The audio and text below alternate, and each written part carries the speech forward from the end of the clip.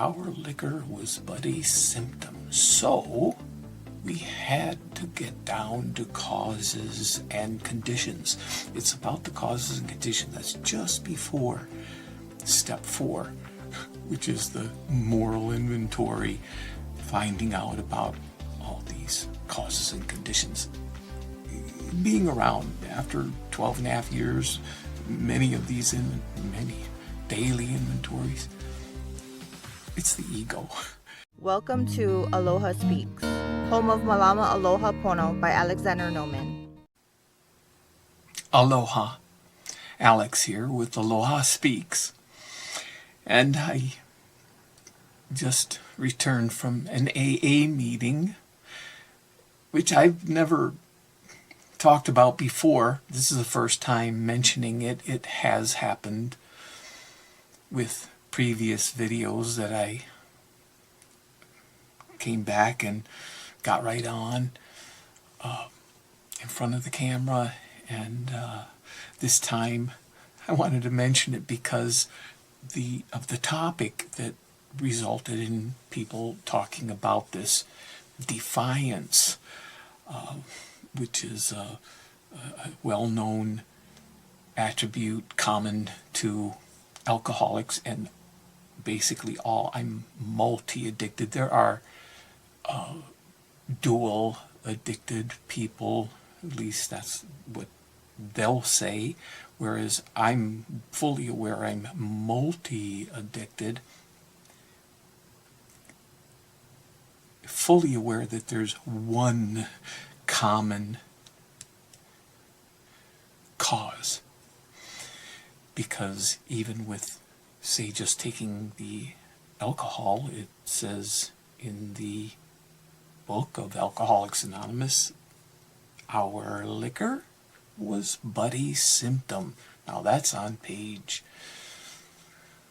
64, the top of page 64. Our liquor was but a symptom. So we had to get down to causes and conditions. It's about the causes and conditions. That's just before step 4, which is the moral inventory, finding out about all these causes and conditions. Being around after 12 and a half years, many of these many daily inventories, it's the ego. This defiance, Dr. Thibault, there was Dr.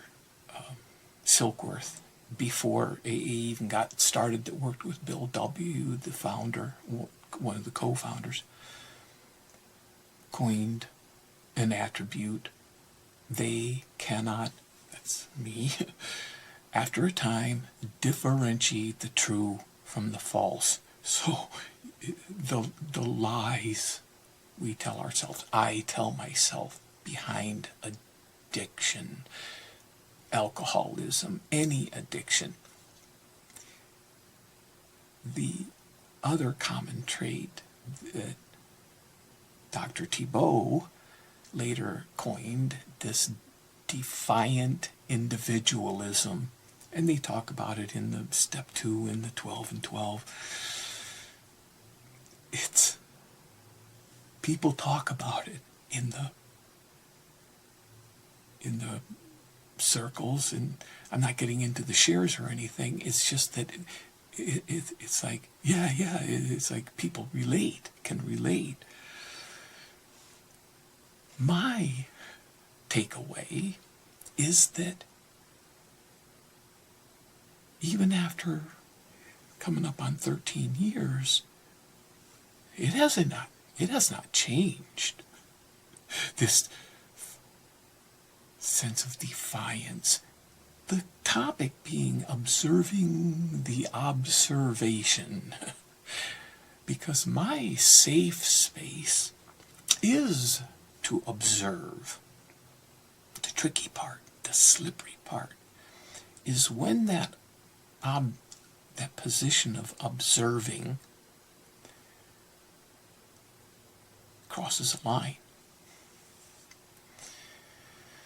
What is that line that gets crossed? It's it's explicit, it's exact. But I don't, in my defiance, I don't want it to be exact. I don't want it to be so cut and dry.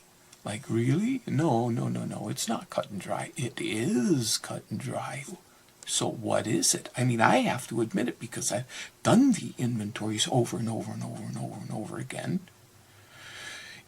Knowing it's the ego.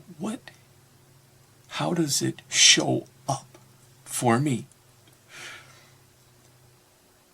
It's when that observation, because usually the thing I'm observing, it can be an observation of myself. It can. But so often, I'm observing another person. A lot of the times it's another person, something in the world, out there. And when I do, something changes in me. I get upset. Okay, simple. I get upset. And I feel it in my body.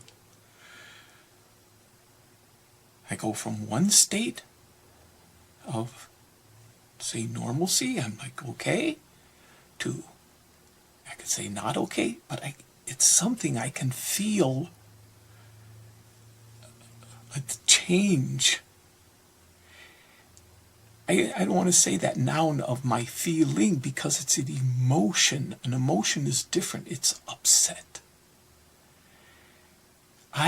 The thing is I don't want to acknowledge that. I want to act like it's not happening. Like just keep going. Because when I do acknowledge it, and having done this work and keep doing this work, the telltale, the thing that it's saying to me is, see, it's very difficult to admit that because at all, it's like ignore it, because once I do, I have to flip it as like a mirror, turn it into a mirror, say, okay, this isn't about them, it's about me, and I don't want to go there. I don't. It's like, I can use Malama Aloha Pono. For me, it cuts it into those 6 segments. The 6th segment about self-love is so challenging for me to love myself. To me, that's really the bullseye. It's not a side thing. It's the thing most important. What that means to me, I'm not going there. But that's at the core. I can't even attempt to go into that arena without the admitting, which is what I'm first talking about here, but this listening thing and doing the assessment. I don't want to do an assessment. The defiance. I mean, I have defiance 3 times in my notes in red. It's like hit so close to home. And people are laughing in the meeting because it's that truth response, because people I could relate. I was laughing. It's not really funny, but in a sense, it's like, yeah, I keep doing it. That defiance to this day. Just like fear. Exactly like fear. Because there's one acronym for fear. It's like, run, F everything and run. The other one is face everything and respond. In other words, walk through. When I get a fear, I need to walk through that fear. Same with defiance.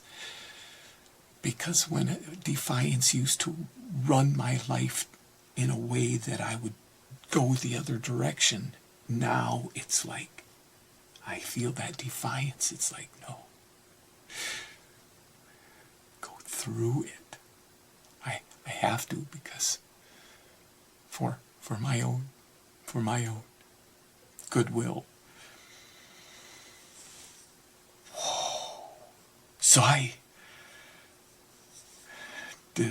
was supposed to do, this is the number 80 video, and there was planned to do a whole nother one. But this was so, like, wow. I changed it. Observing the observation. The parentheses is objective versus subjective. When it switches from objective to subjective, and it goes from, well, data, informational situation to, judgment and opinion that has a charge to it in my body. No, do not just keep going as normal. Attend.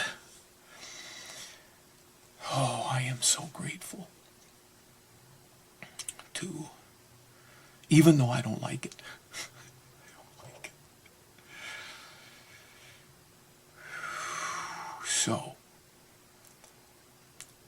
another beautiful day in Hawaii. Until next time, aloha.